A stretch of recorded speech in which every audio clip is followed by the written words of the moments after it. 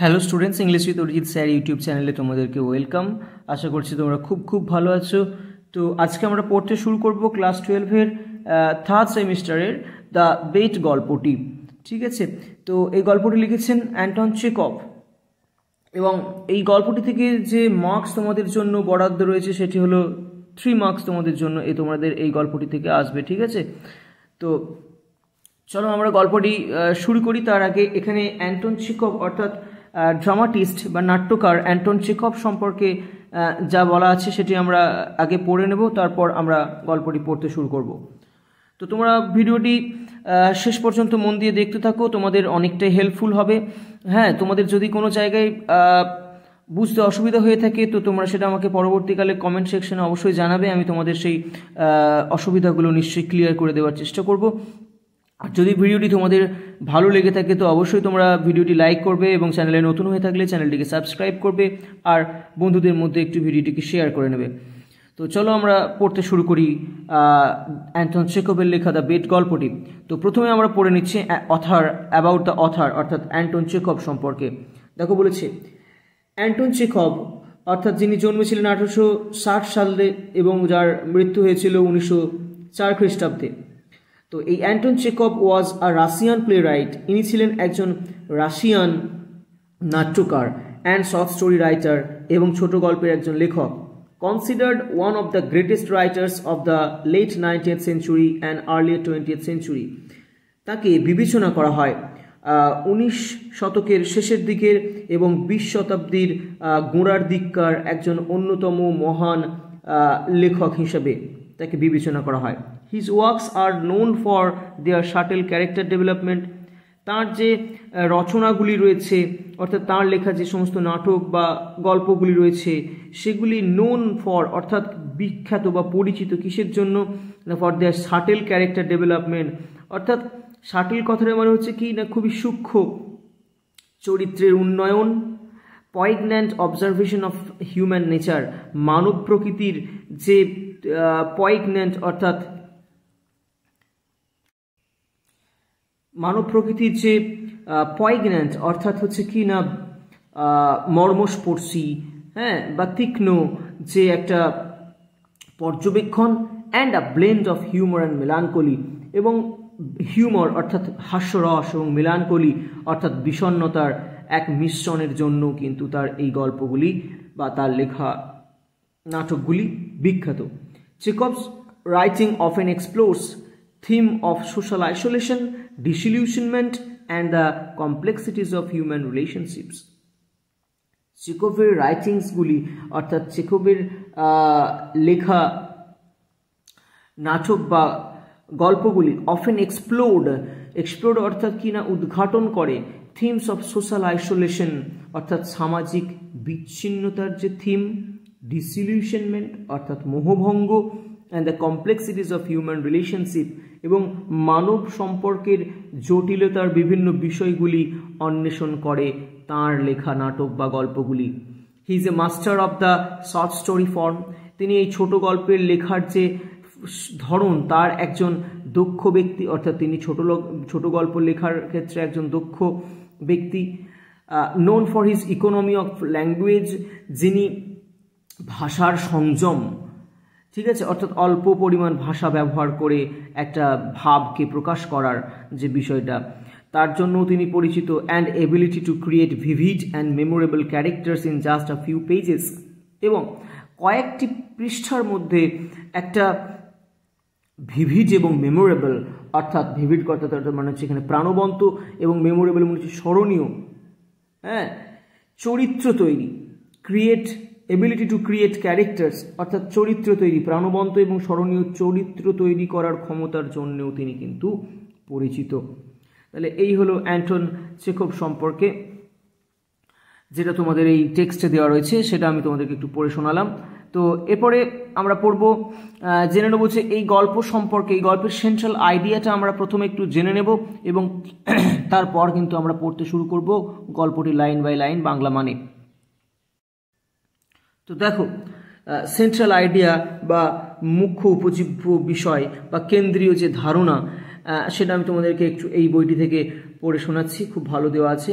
দেখো, the central idea of the short story the bet by Anton Chekhov is a curious quest into the validity of the penal system, value of knowledge and the futility of craving for material position. তাহলে কি বললো যে না, এই the bet ছোট গল্পের যে কেন্দ্রীয় ধারণা, ঠিক আছে, যেটি লিখেছেন অ্যান্টন চেখভ, তা হলো ইজ এ কিউরিয়াস কোয়েস্ট, অর্থাৎ একটা কিউরিয়াস মানে কি বলবো, এক অদ্ভুত অনুসন্ধান, কোয়েস্ট মানে অনুসন্ধান, into the validity of the penal system. এই জায়গাটা খুব ইম্পর্টেন্ট, দেখো, ভ্যালিডিটি অফ পেনাল সিস্টেম অর্থাৎ দণ্ড ব্যবস্থার বৈধতা, ভ্যালু অফ নলেজ অর্থাৎ জ্ঞানের মূল্য, অ্যান্ড দ্য ফিউটিলিটি এবং ব্যর্থতা of craving for material position. Craving মানে হচ্ছে কি আকাঙ্ক্ষা, আর ম্যাটেরিয়াল পজিশন মানে হচ্ছে তোমার বস্তুগত অধিকার, মানে যেটার জন্য আমরা সবাই মানে লড়াই করছি, বস্তুগত অধিকারের জন্য, তাই না? তো তাঁর কি ব্যর্থতা, মানে আমরা যদি সারা জীবন ধরে এই বস্তুগত সম্পদের পিছনে ছুটে বেড়াই, তো আমরা কিন্তু জীবনের যে আসল অর্থ মানে সেটা কিন্তু উপলব্ধি করতে পারি না, ঠিক আছে? জীবনের অর্থ, জীবনের মানে আমাদেরকে কিন্তু অন্যভাবে অনুসন্ধান করতে হবে। শুধু বস্তুগত সম্পদের পেছনে ছুটে গেলে আমরা জীবনকে বুঝতে পারবো না বা উপলব্ধি করতে পারবো না। তো এই যে তিনটে বিষয় বলা হয়েছে, দেখো, পেনাল সিস্টেম অর্থাৎ the validity of penal system অর্থাৎ দণ্ড ব্যবস্থার কি বৈধতা, ভ্যালু অফ নলেজ জ্ঞানের কি মূল্য, আর ম্যাটেরিয়াল পজেশন বা বস্তুগত অধিকারের জন্য যে অনুসন্ধান এবং তার যে ব্যর্থতা, এই বিষয়গুলোই কিন্তু হলো এই গল্পের বা এই নাটকের কেন্দ্রীয় ধারণা। ইন দ্য ভেরি বিগিনিং, একদম গল্পের শুরুতেই, দ্য স্টোরি ওপেন্স উইথ, গল্পটি শুরু হয় উইথ এ ডিবেট অর্থাৎ একটি বিতর্ক দিয়ে। কি বিতর্ক না, whether capital punishment is more ruthless than life long imprisonment. যে দেখো, দুটো জিনিস, একটা হচ্ছে ক্যাপিটাল পানিশমেন্ট, মানে তোমরা সবাই জানো মৃত্যুদণ্ডকে বলা হয়। তো মৃত্যুদণ্ড কি মোর রুথলেস অর্থাৎ অনেক বেশি নির্মম দ্যান লাইফ লং ইমপ্রিজনমেন্ট অর্থাৎ আজীবন বা যাবজ্জীবন কারাবাসের চাইতে। এই দুটো হচ্ছে কিন্তু এই মানে বিতর্কের বিষয়, যে কোনটা অনেক বেশি নির্মম, ক্যাপিটাল পানিশমেন্ট নাকি লাইফ লং ইমপ্রিজনমেন্ট, অর্থাৎ মানে মৃত্যুদণ্ড নাকি যাবজ্জীবন কারাদণ্ড, এর মধ্যে কোনটা সবচেয়ে বেশি নির্মম, এই নিয়েই কিন্তু এই বেট বা বাজিটা ধরা হচ্ছে। তো শেষ পর্যন্ত কি হচ্ছে না, no definite conclusion came out, কোনো নির্দিষ্ট সিদ্ধান্তে পৌঁছানো যাচ্ছে না, but a nonsensical bet took place between two persons, কিন্তু একটা ননসেন্সিক্যাল অর্থাৎ অর্থহীন একটা বাজি দুজন ব্যক্তির মধ্যে চুক্তি হচ্ছে, দুজন ব্যক্তি একটা অর্থহীন বাজি ধরছেন।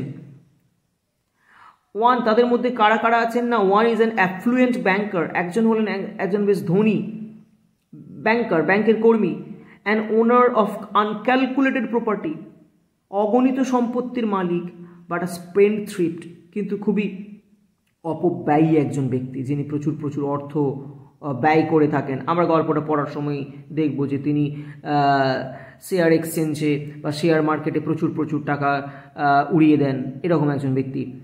Tried to establish is superiority, যিনি তার শ্রেষ্ঠত্ব প্রমাণ করার জন্য এই বাজিতে অংশ নিয়েছিলেন। অ্যানাদার, আর অন্য ব্যক্তিটি হলেন আ ইয়াং লয়ার, একজন তরুণ আইনজীবী, must be greedy to get some money in exchange for the golden days of his youth, তিনি তার যৌবনের সোনালী দিনগুলির বদলে কেবলমাত্র অর্থ পাওয়ার জন্য লোভী হয়ে পড়েছিলেন। এখানে আমরা দেখব যে 2 মিলিয়নস বা 20 লক্ষ টাকার একটা বাজি সম্পন্ন হবে, ঠিক আছে, 20 লক্ষ টাকার একটা বাজি সম্পন্ন হবে।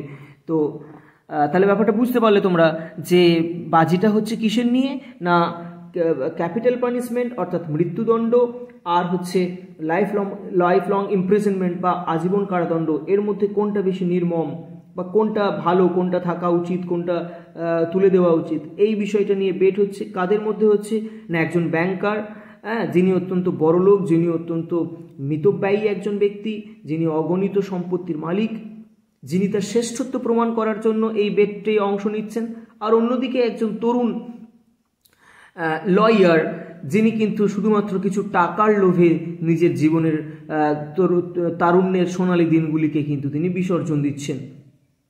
ল্যাটার পরবর্তীকালে ইমেন্স স্টাডি অর্থাৎ প্রচুর পড়াশোনা অধ্যয়ন এনাবেল দ্য লয়ার, ওই লয়ারটিকে সক্ষম করে তুলবে টু রিয়েলাইজ, অর্থাৎ তিনি যখন তার 15 বছরের লাইফ লং ইমপ্রিজনমেন্টে যাবেন আর কি, হ্যাঁ, যাবজ্জীবন কারাদণ্ডে তিনি যখন থাকবেন তখন তিনি কিন্তু প্রচুর পরিমাণে অধ্যয়ন করবেন, বই পড়বেন, ঠিক আছে, বিভিন্ন রকম রিলিজিয়াস সারমনস পড়বেন, ফিলসফির বই পড়বেন। তো তখন তিনি কিন্তু বুঝতে পারবেন দ্য ফান্ডামেন্টাল ট্রুথ অর্থাৎ মৌলিক সত্য অফ ভ্যালুলেসনেস অফ ম্যাটেরিয়ালিজম, অর্থাৎ কি না তিনি যে বস্তুবাদের মূল্যহীনতা, বস্তুবাদ অর্থাৎ ম্যাটেরিয়ালিজমের মধ্যে যে কোনো মূল্য নেই, ঠিক আছে,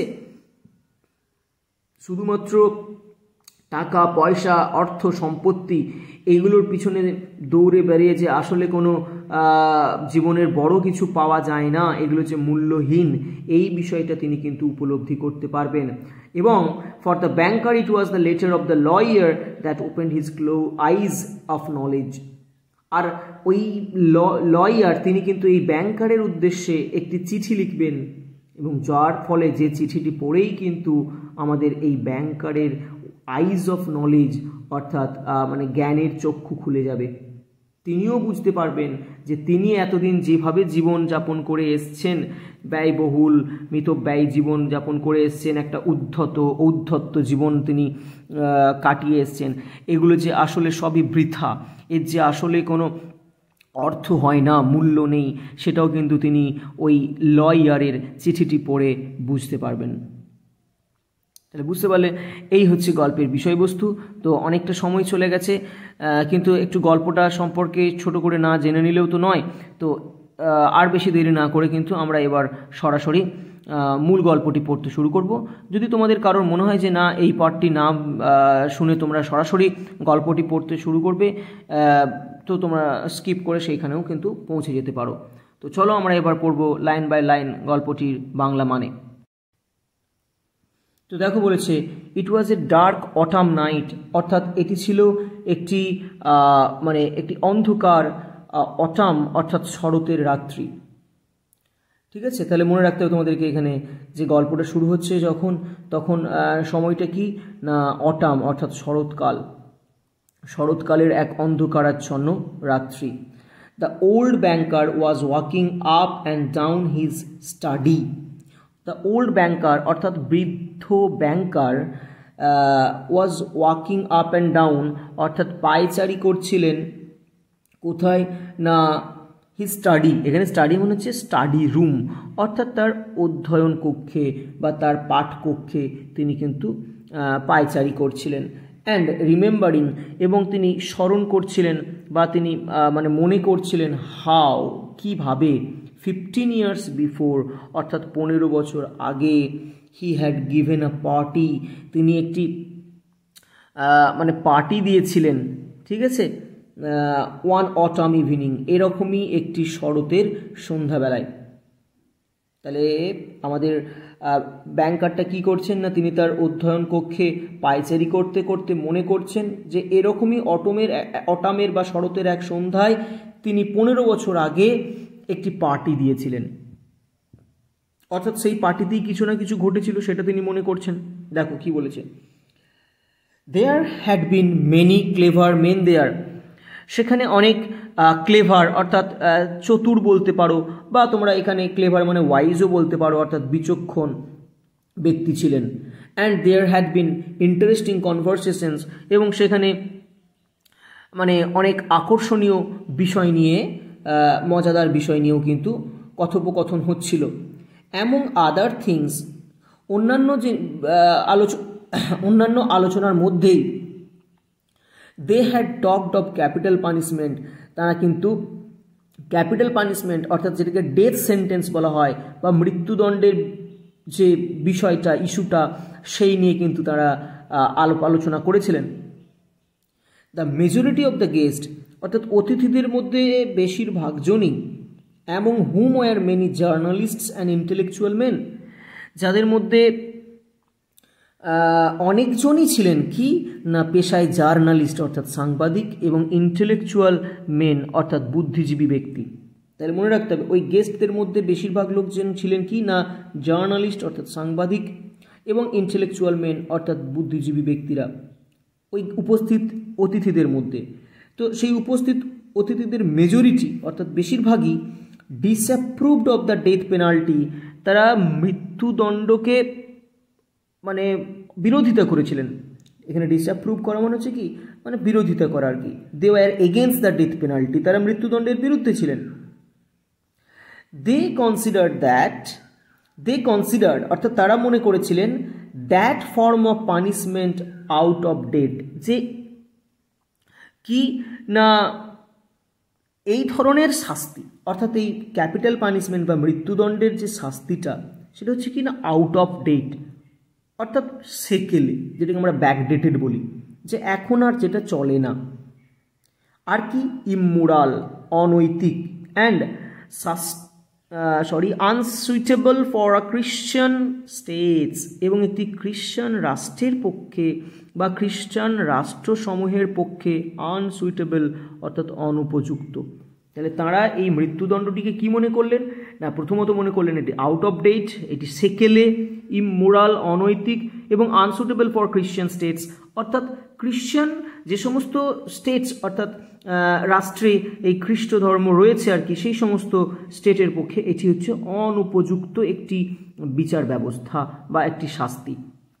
in the opinion of some of them, তাদের কিছু জনকার মতে the death penalty ought to be replaced everywhere by imprisonment for life, যে সর্বত্রই কি হওয়া উচিত না death penalty ought to be replaced অর্থাৎ মৃত্যুদণ্ডের বদলে কি হওয়া উচিত, কিসের মৃত্যুদণ্ডের বদলে লাইফ ইমপ্রিজনমেন্ট ফর লাইফ অর্থাৎ যাবজ্জীবন কারাদণ্ডের যে ব্যবস্থা সেটাকে বলবৎ করা উচিত। কোথাও যেন আর নাই মৃত্যুদণ্ডের সাজা থাকে, সর্বত্র যেন এই যাবজ্জীবন কারাদণ্ডের সাজার ব্যবস্থা করা হয়। বুঝে গেল? আচ্ছা, নেক্সট পার্টে কি বলেছে আমরা দেখব। I don't agree with you, দেখো এটা ডবল ইনভার্টেড কমার মধ্যে রয়েছে, তার মানে কেউ একজন বলছেন, কে বলছেন, said their host the banker, অর্থাৎ তাদের যিনি হোস্ট কাকে বলি আমরা না যিনি কোনো একটা পার্টির আয়োজন করেন বা কোনো অনুষ্ঠানের আয়োজন করেন, হ্যাঁ তাকে আমরা বলি হোস্ট বা গৃহকর্তা। তাহলে ওই গৃহকর্তা ব্যাংকার যিনি ওই সন্ধ্যাবেলায় পার্টিটির আয়োজন করেছিলেন তিনি বললেন I don't agree with you, যে আমি আপনাদের সঙ্গে একমত নয়। I have not tried either the death penalty or imprisonment for life, আমি এই ডেথ পেনাল্টি অর্থাৎ মৃত্যুদণ্ড বা লাইফ ইমপ্রিজনমেন্ট ফর লাইফ বা যাবজ্জীবন কারাদণ্ড এই দুটোর মধ্যে কোনোটাই কিন্তু আমি কখনো পরখ করে দেখিনি। এখানে ট্রাইড করা মানে হচ্ছে কি মানে টেস্ট করে দেখা আর কি, পরখ করে দেখা, মানে আমি কখনোই আর কি মৃত্যুদণ্ডের সাজাও পাইনি বা আমি কখনো যাবজ্জীবন কারাদণ্ডের সাজাও পাইনি। বাট ইফ ওয়ান মে জাজ এ প্রায়োরি, প্রায়োরি হচ্ছে কি না আমি বলি দেখো, একটা প্রায়োরি হচ্ছে একটা ল্যাটিন টার্ম, দেখো এখানে লেখা আছে প্রায়োরি একটা Latin terms means without empirical evidence. Priory হচ্ছে একটা ল্যাটিন শব্দ যেটা কোনো ইম্পেরিক্যাল এভিডেন্স অর্থাৎ আচ্ছা এম্পেরিক্যাল এভিডেন্স অর্থাৎ হচ্ছে কি না কোনো এম্পেরিক্যাল কথা যেমন হচ্ছে কোনো এক্সপেরিমেন্টাল অর্থাৎ কোনো গবেষণামূলক বা কোনো প্রায়োগিক কোনো পরীক্ষামূলক, এভিডেন্স মানে হচ্ছে কোনো সাক্ষ্য বা প্রমাণ।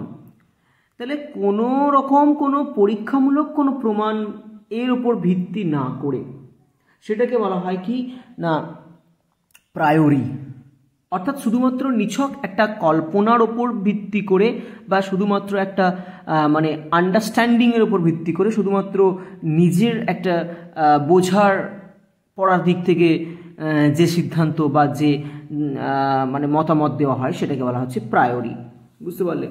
তো দেখো বলছে যে আমি তো নিজে কখনো এই ডেথ পেনাল্টি বা লাইফ লং ইমপ্রিজনমেন্ট এই দুটোর মধ্যে কোনোটাই পরখ করিনি, কিন্তু ইফ ওয়ান মে জাজ এ প্রায়োরি বা প্রায়োরি যদি এটা মানে শুধুমাত্র একটা পূর্ব অভিজ্ঞতার উপর ভিত্তি করে বলতে বলা হয়, ঠিক আছে, মানে উইদাউট প্র্যাকটিক্যাল নলেজ যদি আমাকে বলতে বলা হয়, বিচার করতে বলা হয়, তাহলে আমি কি বলবো?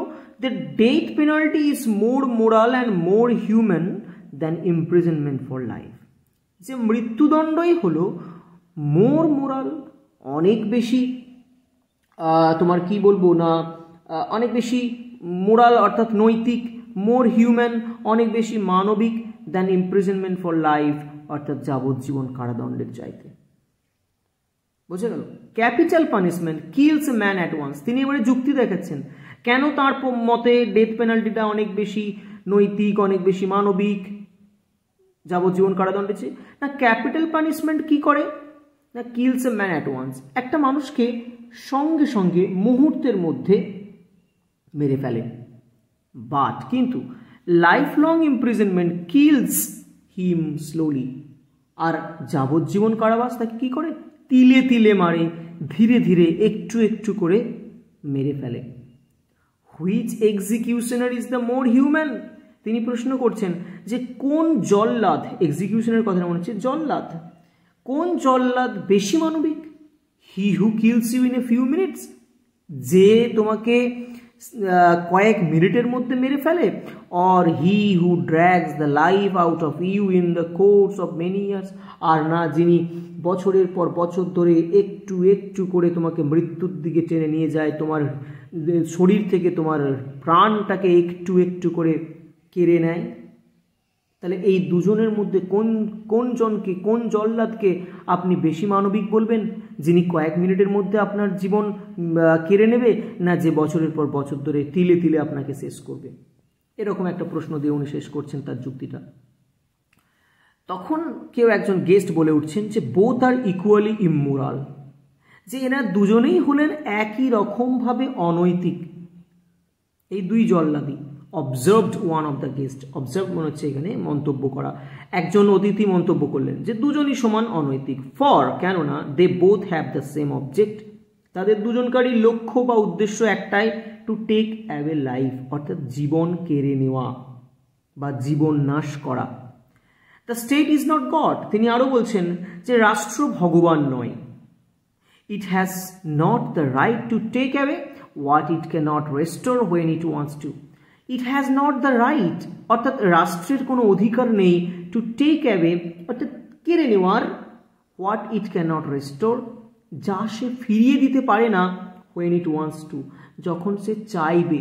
অর্থাৎ আমি তোমার কাছ থেকে যেটা ফিরিয়ে দিতে পারবো না তোমাকে আমার ইচ্ছে মতো, আবার সেই জিনিসটা তোমার কাছ থেকে কেড়ে নেওয়ার অধিকারও আমার নেই। এটা উনি বলছেন যে রাষ্ট্র কোনো ভগবান নয়। রাষ্ট্র যদি একবার একটা মানুষের জীবন কেড়ে নেয় তো রাষ্ট্র আর তাকে সেই জীবন ফেরত দিতে পারবে না, কাজে তার অধিকার নেই তার জীবন কেড়ে নেওয়ার। বুঝতে পারলে? আচ্ছা, তারপরে কি বলছে দেখো, among the guest was a young lawyer, ওই অতিথিদের মধ্যেই উপস্থিত ছিলেন একজন তরুণ আইনজীবী, আ ইয়াং ম্যান অফ 55 and 20, যিনি হলেন 25 বছর বয়সী একজন তরুণ যুবক। তাহলে মনে রাখতে হবে, খুব ইম্পর্টেন্ট, ওই আমাদের ইয়াং লয়ারের বয়স কত? 5 and 20 অর্থাৎ 25, 25 বছর বয়স। When he was asked his opinion অর্থাৎ যখন তাকে তার মতামত দেওয়ার জন্য বলা হয়েছিল, যে আপনি আপনার মতামত বলুন, হি সেড, তখন তিনি বলেছিলেন, the death sentence and the life sentence are equally immoral, যে মৃত্যুদণ্ড এবং আজীবন কারাদণ্ড এই দুটোই হলো একই রকমভাবে একই রকম অনৈতিক, immoral. But if I had to choose between the death penalty and imprisonment for life, কিন্তু যদি আমাকে মৃত্যুদণ্ড এবং যাবজ্জীবন কারাদণ্ড এই দুটোর মধ্যে একটাকে বেছে নিতে হয়, I would certainly choose the second, আমি নিশ্চিতভাবে দ্বিতীয়টাকে বেছে নেব। অর্থাৎ দ্বিতীয় বলতে কোনটা? ইমপ্রিজনমেন্ট ফর লাইফ অর্থাৎ যাবজ্জীবন কারাদণ্ড। মনে রাখতে হবে। তাহলে ইয়াং লয়ার হচ্ছে যাবজ্জীবন কারাদণ্ডের পক্ষে, আর ওল্ড ব্যাংকার হচ্ছেন ডেথ পেনাল্টির পক্ষে। কেন? উনি বলছেন তার মতে to live anyhow is better than not at all, যে একেবারেই বেঁচে না থাকার চাইতে কোনোভাবে যে কোনোভাবে বেঁচে থাকাটা কিন্তু অনেক শ্রেয়। তিনি বলছেন যে একেবারে মরে যাওয়ার চাইতে কোনোভাবে অন্তত বেঁচে থাকাটা কিন্তু অনেক বেশি ডিজায়ারেবল, অনেক বেশি কাম্য, অনেক বেশি শ্রেয়। এটা হচ্ছে কিন্তু এই ইয়াং লয়ারের যুক্তি। তারপরে কি বলছে দেখো, এ লাইভলি ডিসকাশন অ্যারোজ, এবারে এই হতে হতেই কিন্তু একটা বেশ প্রাণবন্ত আলোচনা শুরু হলো। The banker who was younger and more nervous in those days, সেই ব্যাংকার, এখন যাকে আমরা ওল্ড ব্যাংকার হিসেবে দেখছি, তিনি কিন্তু তখন ছিলেন, আজ থেকে 15 বছর আগে কেমন ছিলেন না, ওয়াজ ইয়াঙ্গার, না অধিকতর তরুণ ছিলেন, অ্যান্ড মোর নার্ভাস, এখানে নার্ভাস মানে তোমরা বলতে পারো যে অনেক বেশি সংবেদনশীল বলতে পারো তোমরা, সেন্সিটিভ ছিলেন, ঠিক আছে। এমনিতে নার্ভাস মানে হচ্ছে একটু ভীতু টাইপের, তো এখানে নার্ভাস মানে সংবেদনশীল তোমরা বলতে পারো। যে তিনি তখনকার দিনে অর্থাৎ সেই সময়কার, আজ থেকে 15 বছর আগে, তিনি কিন্তু আজকের চাইতে অনেক বেশি তরুণ ছিলেন এবং তিনি অনেক বেশি কিন্তু সেন্সিটিভ ছিলেন, অনেক বেশি নার্ভাস ছিলেন, অনেক বেশি সংবেদনশীল ছিলেন। Was suddenly carried away by excitement, তিনি হঠাৎ করেই কি হলেন না, খুবই উত্তেজিত হয়ে পড়লেন। He struck the table with his fist, তিনি তার হাতের মুঠি দিয়ে টেবিলটাকে জোরে আঘাত করলেন। And shouted at the young man, এবং সেই তরুণ ব্যক্তিটির প্রতি চিৎকার করে উঠলেন, তাই না, কেননা তার মতের সঙ্গে ডিফার করছে এই ইয়াং লয়ারটি। কি বলে উঠছেন তিনি জোর চিৎকার করে, ইট ইজ নট ট্রু, যে এটা একদমই ঠিক নয়, এটা একদম সত্যি কথা নয়। I will bet you 2 million you would not stay in solitary confinement for 5 years। I will bet you, আমি আপনার সঙ্গে বাজি ধরতে রাজি আছি, 2 million অর্থাৎ 20 লক্ষ টাকা। You would not stay in a solitary confinement for 5 years, আপনি 5 বছরের জন্যও নির্জন কারাবাসে যেতে পারবেন না বা থাকতে পারবেন না, ঠিক আছে। 5 বছরের বেশি তো নয়, 5 বছর আপনি কিন্তু একটা নির্জন কারাবাসে থাকতে পারবে না। আমি আপনার সঙ্গে 20 লক্ষ টাকার বাজি ধরতে রাজি আছি।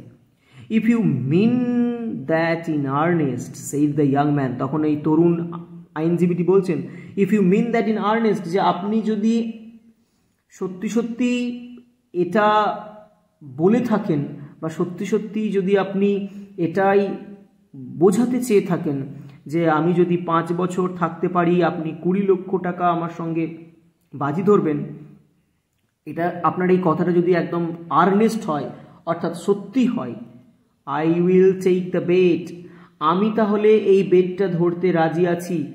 But I would stay not 5 but 15 years, কিন্তু আমি 5 বছর নয় 15 বছর নির্জন কারাবাসে থাকবো। তাহলে ইয়াং লয়ারটা আবার বলছে যে 5 বছর কি বলছেন মশাই, আমি 15 বছর থাকবো যদি আপনি সত্যি সত্যি 20 লক্ষ টাকা বেট রাখতে রাজি আছেন।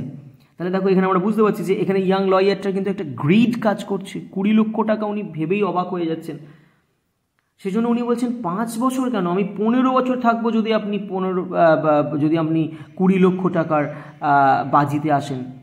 তার মানে এখানে the young lawyer is carried away by greed of 20 lakhs, 20 লক্ষ টাকার যে লোভ, তাতে কিন্তু তিনি এখানে পুরোপুরিভাবে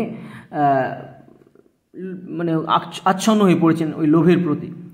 তো কি বলছে দেখো, 15, তখন ব্যাংকারটা অবাক হয়ে গেছে যে তোমার তো বিশাল বুকের পাটা, তুমি 5 বছরটাকে বলছো 15 বছর তুমি থাকবে, ডান, ঠিক আছে, আর কোনো কথার দরকার নেই, হোক তাই হোক। ক্রাইড দ্য ব্যাংকার, ব্যাংকার চিৎকার করে বলে উঠলেন, জেন্টলম্যান আই স্টেক 2 million, এবং তিনি উপস্থিত সমস্ত ভদ্র মহোদয়গণ, ভদ্র লোক যারা উপস্থিত ছিলেন, ভদ্র মহোদয়গণ, তাদের উদ্দেশ্যে তিনি জ্বালিয়ে দিলেন যে আই স্টেক 2 million, আমি 20 লক্ষ টাকা পণ রাখলাম। মানে উনি আর কোনো কথা যেতেই চাইছেন না, যখনই এই লয়ারটা বলেছে যে আমি 15 বছরের জন্য নির্জন কারাবাসে থাকবো, তখন কিন্তু ব্যাংকার এক কথায় রাজি হয়ে গেছেন এবং সবাইকে তিনি জানিয়ে দিলেন যে তিনি 20 লক্ষ টাকা বাজি রাখছেন। অ্যাগ্রিড। এবার ইয়াং ম্যানটা বলছে, তরুণ আইনজীবীটি বলছেন অ্যাগ্রিড, অর্থাৎ আমিও রাজি, আমিও সহমত। ইউ স্টেক ইউর মিলিয়ন্স, আপনি আপনার 20 লক্ষ টাকা বাজি রাখুন, and I stake my freedom, আর আমি আমার স্বাধীনতা বাজি রাখলাম। তাহলে দুজন দুটো জিনিস বাজি রাখছে। এ বাজি রাখছে তার মিলিয়ন্স, অর্থাৎ 2 মিলিয়ন্স, 20 লক্ষ টাকা, আর ইয়াং লয়ার বাজি রাখছে কি না, তার 15 বছরের স্বাধীনতা। সেট দ্য ইয়াং ম্যান, তরুণ ব্যক্তিটি বললেন। And this wild, senseless bet was carried out. আর এই ওয়াইল্ড মানে হচ্ছে এখানে কি বলবো আমরা, না মানে একদমই যেটা উন্মত্তের মতো করে নেওয়া, তাই না, যার মধ্যে কোনো লজিক নেই, যার মধ্যে কোনো রিজন নেই, সেটাকে বলা হচ্ছে এখানে ওয়াইল্ড, তাই তো। একটা উন্মত্ত, সেন্সলেস মানে অর্থহীন, বেট ওয়াজ ক্যারিড আউট, বাজি ধরা হলো। এক উন্মত্ত অর্থহীন বাজি ধরা হলো, যার মধ্যে কিন্তু মানে কিসের জন্য এই বাজিটা ধরলেই যে তারা ওই বিষয়টাকে এস্টাবলিশ করতে পারবে, এটা কিন্তু তারা দুজনের মধ্যে কেউই জানে না। যে আমরা দুজনের মধ্যে এই বাজিটা ধরা হলে আমরা কি ওইটাকে প্রমাণ করতে পারবো যে ডেথ সেন্টেন্সটা বেশি নির্মম, নাকি লাইফ লং ইমপ্রিজনমেন্টটা বেশি নির্মম, নাকি কোনটা ভালো কোনটা খারাপ, এটা কি আমাদের প্রমাণ করা সম্ভব হবে আমাদের এই বেটের মাধ্যমে? এটা কিন্তু তারা একবারও ভাবছে না। তারা শুধুমাত্র নিজেদেরকে এস্টাবলিশ করার জন্য, তাই না, নিজেকে সুপিরিয়র প্রমাণ করার জন্য এই বেটের মধ্যে অংশ নিচ্ছে। সেই জন্য এটাকে তো বলা হচ্ছে একটা ওয়াইল্ড, সেন্সলেস বেট, উন্মত্ত, পাগলের মতো, যার মধ্যে কোনো সেন্স নেই, যার মধ্যে কোনো অর্থ নেই, সেই রকম একটা বাজি। দ্য ব্যাংকার, এবারে ব্যাংকারটা সম্পর্কে বলা হচ্ছে, দেখো খুব ভালোভাবে মনে রাখতে হবে। The banker spoiled and frivolous. Spoiled মানে হচ্ছে যিনি কি হয়ে গেছেন, না একদম অধঃপতগামী, যিনি মানে এক কথায় যিনি অধঃপতনে চলে গেছেন, নষ্ট হয়ে গেছেন। অ্যান্ড ফ্রিভোলাস কথাটা মনে হচ্ছে কি light hearted to the point of being a bit silly, অর্থাৎ ফ্রিভোলাস মানে এখানে তোমরা বলতে পারো চপলমতি, যাকে আমরা হুইমসিক্যাল বলি, অর্থাৎ যে মানে হুটহাট করে কোনো ডিসিশন নিয়ে নেয়, কিছু 7-5 না ভেবেই যিনি কোনো ডিসিশন নেন, তিনি হচ্ছেন ফ্রিভোলাস, অর্থাৎ চপলমতি।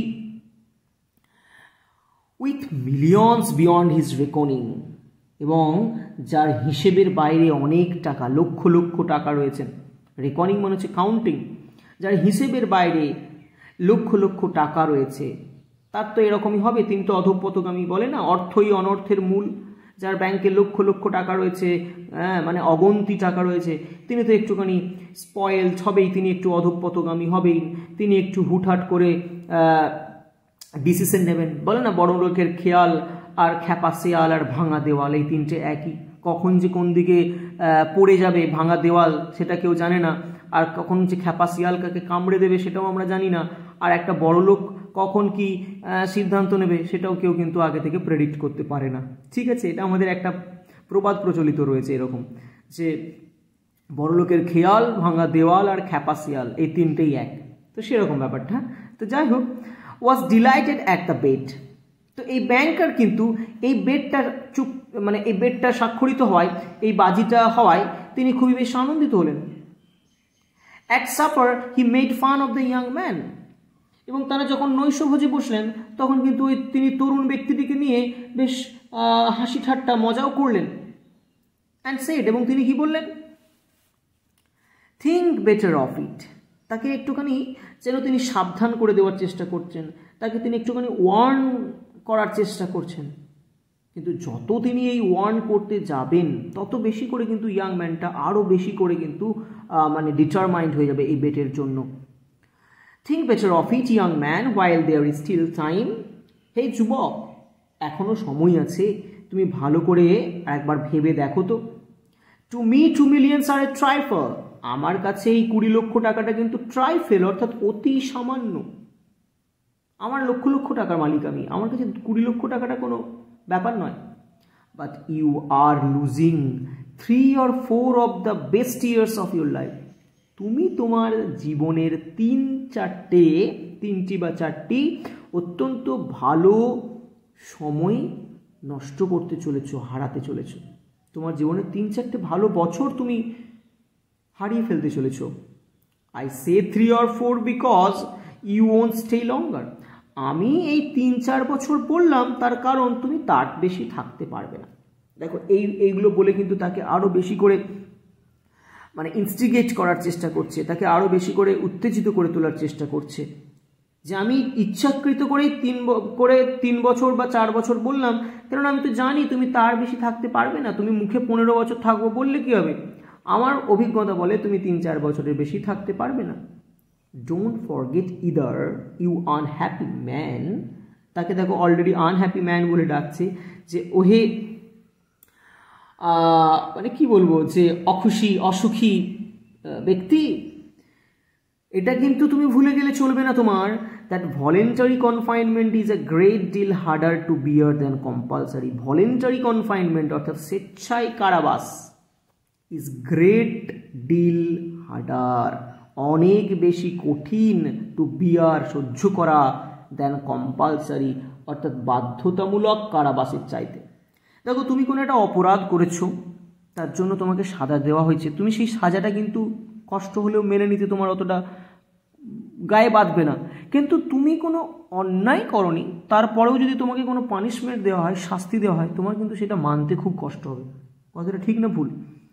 তো বলছে যে কম্পালসারি কনফাইনমেন্টের থেকে ভলেন্টারি কনফাইনমেন্ট এটা কিন্তু অনেক বেশি কঠিন, মাথায় রাখবে।